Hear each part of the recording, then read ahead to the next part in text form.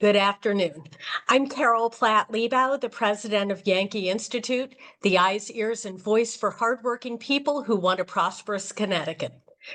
Overtime spiking is something that not enough Connecticut taxpayers know about, but should be of concern to all of us.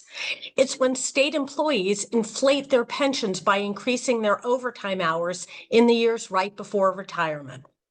Overtime spiking drives up pension costs and burdens our state budget.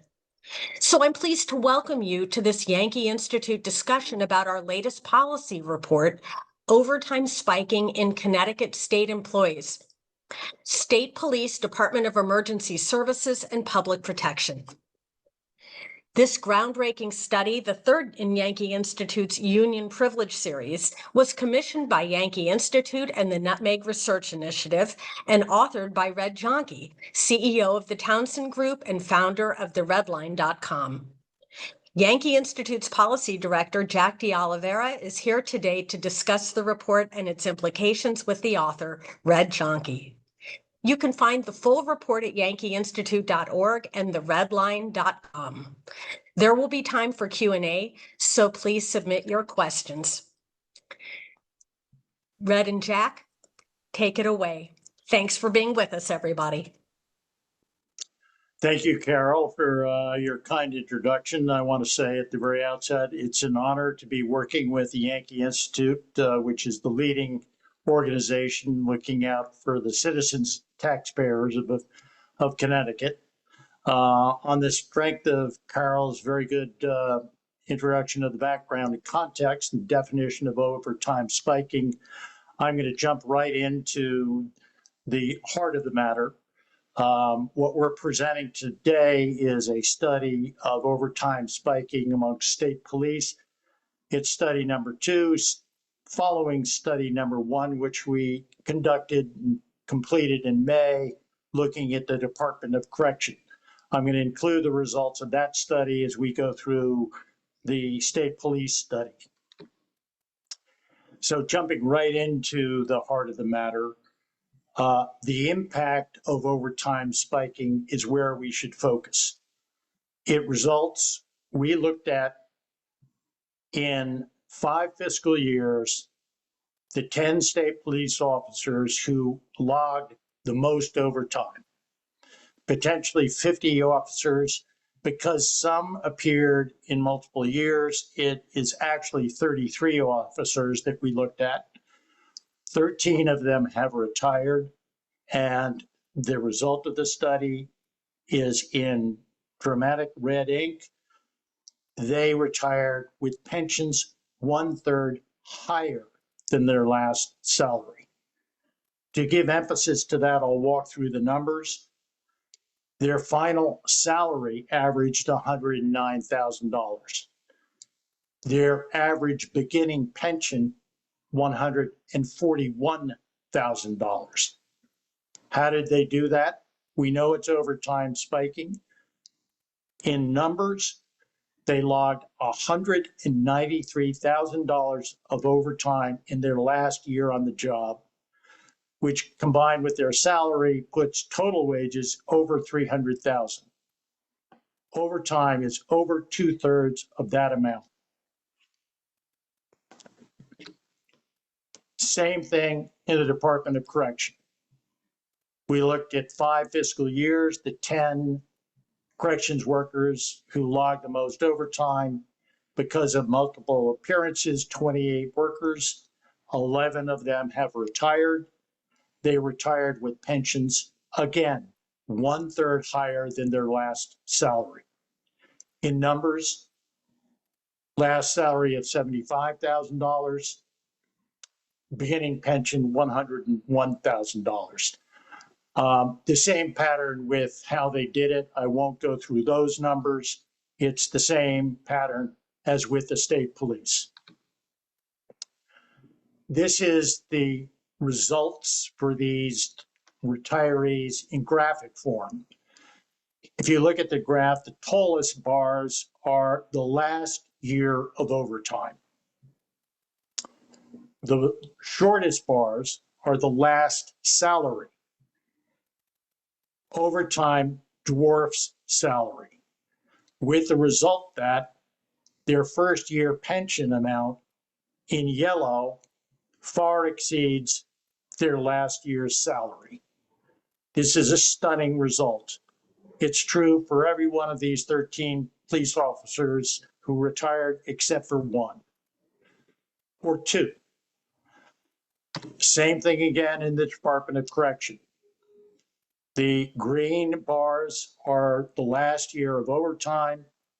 The shortest, the blue bars, are the last year's salary. And the yellow bars are the first year beginning pension, which far exceeds last year's salary.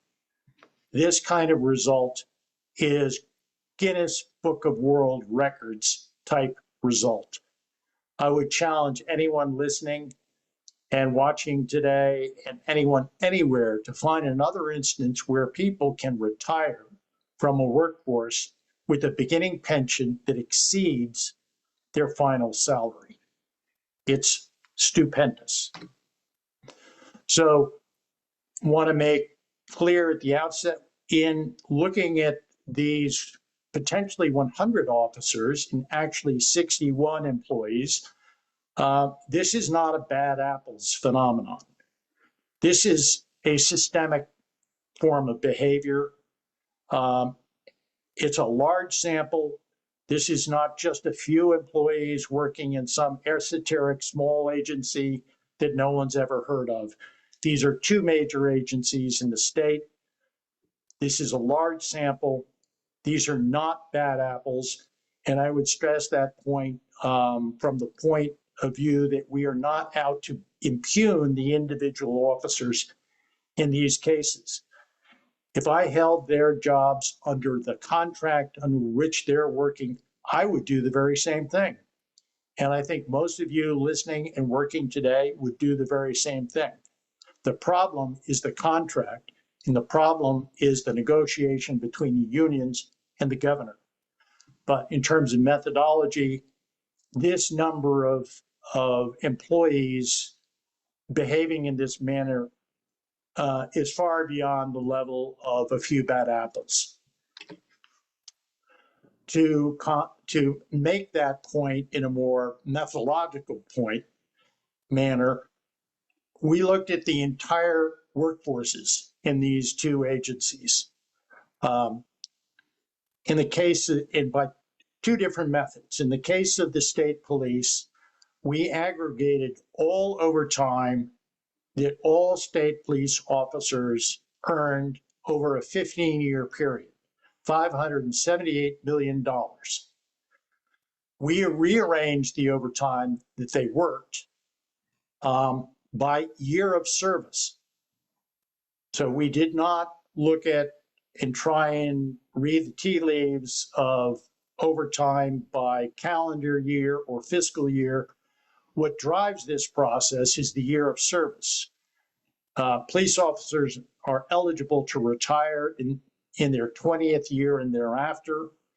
So we looked at the 4 years immediately before retirement eligibility, years of service 17 through 20, and 24% of the overtime over the entire 15 years was logged in those 4 years.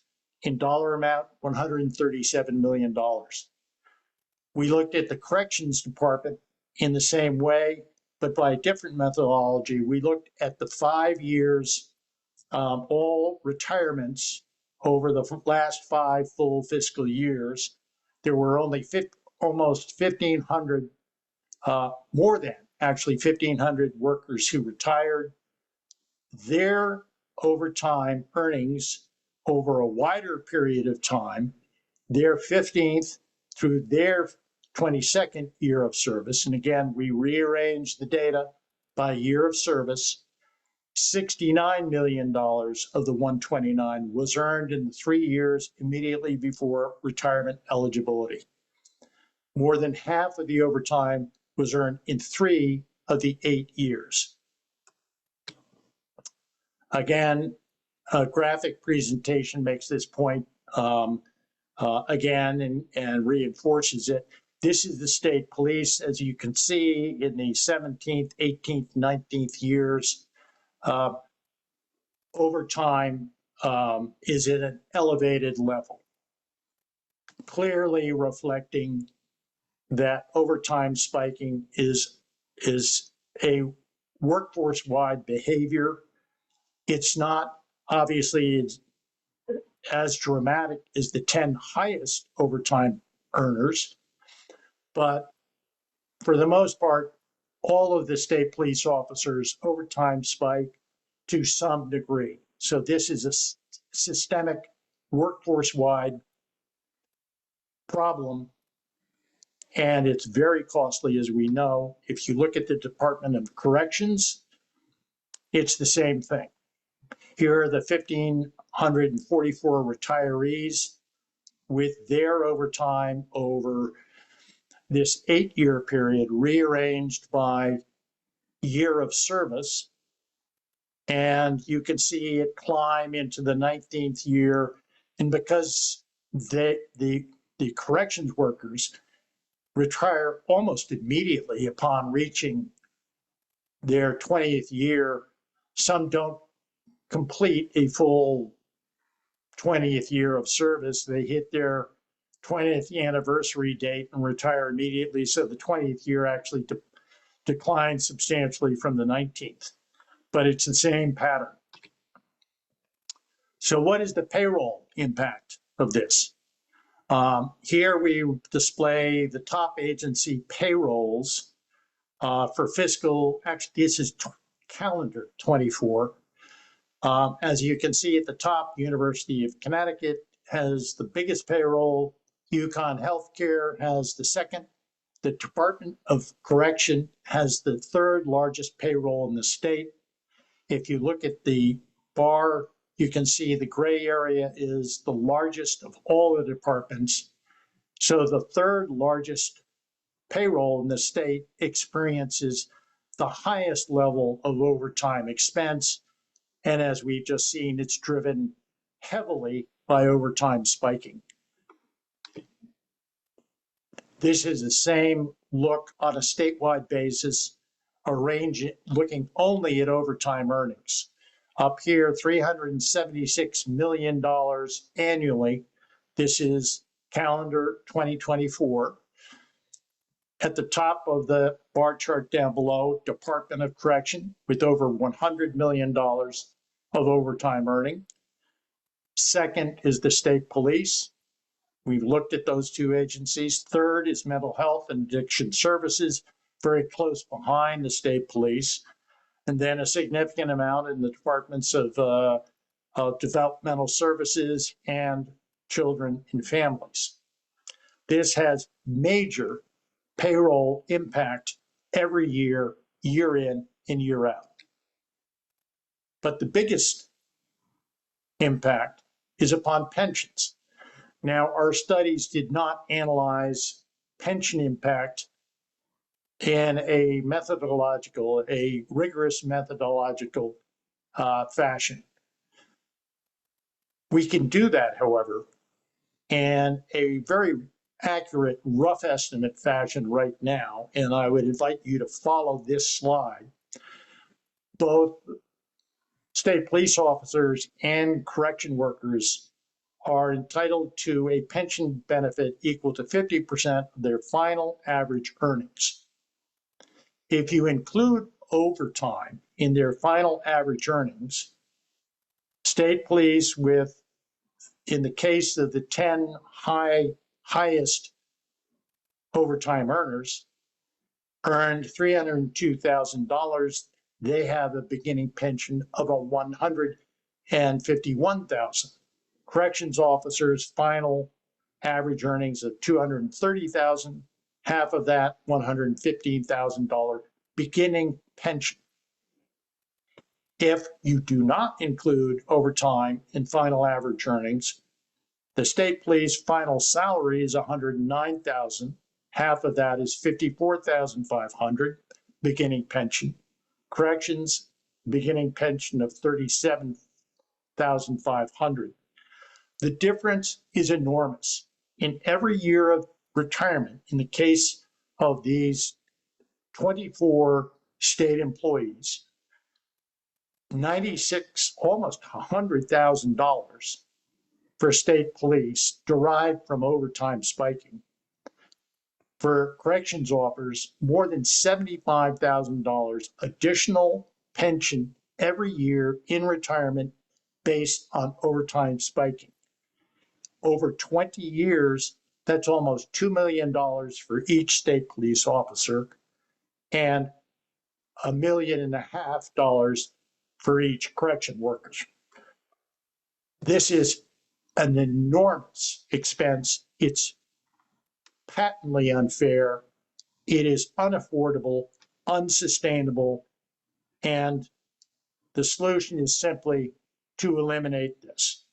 Now, I should say that two things I'd like to say. First, this problem has partially been solved. Governor Lamont's predecessor, Daniel Malloy, negotiated with some backbone with the state employee unions in 2017, and he eliminated overtime spiking for state employees hired after 2017. The problem is that 28,000 state employees were hired before that time, and they can continue to overtime spike for many years. So we need to end this practice for those 28,000 state employees. That is the only way to put state employee compensation on a fair, accountable, and a sustainable basis for the state citizens and taxpayers. Again, as Carol said, you can see these studies at yankeeinstitute.org and theredline.com. I would point out that it's the red-line.com. So with that, we might have some discussion and entertain questions. We welcome your questions. Jack and I will kick off a bit of a discussion now. So with that, Jack, what did I miss in the presentation? Yeah, no worries, right? So we actually had some questions sent in already, so I'll start with those, and then if people have additional questions, they can add in if that's possible. So first question I'll start off with is, your study describes overtime spiking as systematic and long-standing. In your view, what key institutional or managerial practices have allowed this to persist year after year? Well, number one, as I said in the presentation, this is a function of contractual relationships. Under the contracts that governors have negotiated with the unions, this is something that employees have the right to do. Again, employees before 2017, kudos to Democrat Daniel Malloy for hanging tough and eliminating it for subsequent hires. But as we've demonstrated today, this is enormously expensive. These contracts need to be amended to eliminate overtime spiking for the 28,000 employees who were hired before that. And it's a matter of contract negotiation. Governor Lamont, who's negotiating a new contract with state employees, needs to eliminate overtime spiking. Thank you for that. A few additional questions that we have. How would you distinguish normal overtime from intentional spiking in the years before retirement? One, I would say normal overtime is pretty much a function of any organization. It's very hard to manage a large workforce and get the job done totally within regular time. So any large organization is going to rely in one instance or another on overtime. One dramatic instance that we might point out is one of the state police officers who appears in our study is a member of the governor's security detail. Now, when he flew to India with the governor this summer and then to Germany with the governor, of course he's on the clock and should be paid for that time. So that's a case of necessary and appropriate overtime. And before the years of overtime spiking, individual workers in both of these agencies work overtime as needed. And if you're in your 10th, 12th year and you work overtime, that's totally appropriate. What we're talking about is working in the last years just before retirement so you can juice your pension.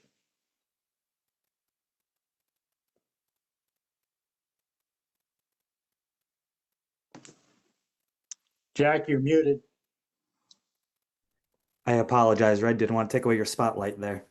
So the last question that we have that was sent in is, are there other agencies or comparable states you looked at as benchmarks? If so, did you see similar overtime spiking issues there? As I said, we've looked at the two agencies in the state with the largest overtime budgets year in, year out. So we've looked at the largest block of this behavior in the state. There are a couple of other agencies that we could look at. Merit investigation. Another thing we might do is actually a rigorous analysis of the pension impact. We have not looked at other states. And we have not looked at other states for two reasons. I think the results of these two studies and what we have found in terms of the magnitude of the impact stands on its own. We don't need comparables to arrive at a judgment that employees should not be retiring in large numbers with beginning pensions that exceed their last salary. We don't need to look at New Jersey or Illinois to make a judgment about what's going on in our own state. If they have the same problem, they need to fix it. We need to fix our own problem. Thank you, Red. And we couldn't agree with you more. So seeing no further questions at the moment, we'd like to thank Red for providing insights on how overtime spiking is impacting Connecticut residents. Thank you to all those who joined today. If you'd like to read the full report, please visit Yankee Institute or .org or theredline.com. And please be sure to follow Yankee Institute on Facebook, X, Instagram, LinkedIn, and YouTube, and subscribe to receive our newsletters. I'm Jack De Oliveira once again. Thank you for joining us today. So long.